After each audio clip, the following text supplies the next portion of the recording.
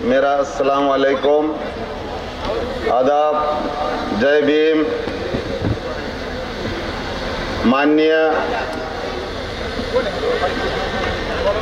आमचे लाडके मुख्यमंत्री एकनाथरावजी शिंदे, फडणवीस साहेब आणि अजितदादा पवार या लोकांनी जे विश्वास टाकला घनसावंगीच्या मतदारावरती, या घनसावंगीच्या मतदारांनी त्यांना विश्वास पूर्ण करून दाखवला पाहिजे, अशी माझी विनंती आहे तुम्हाला।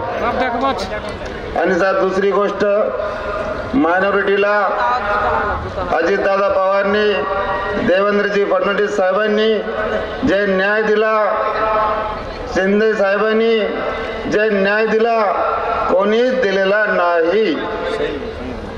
पहिला न्याय मुश्ताक अहमद अंतोले, राज्यसभा मौलाना आझाद, एज्युकेशन प्रदेश अध्यक्ष महाराष्ट्र। दुसरा न्याय दिला इद्रिसभाई नायकवाडी, राज्यसभेचे आमदार। तिसरा न्याय दिला वसीमभाई बुराड, अल्पसंख्याक आयोग, हे न्याय दिला। तिसरी गोष्ट अशी आहे का लोक आमचे काही मुस्लिम समाजाचे लोक काय बोलता, हे बीजेपी सोबत आहे।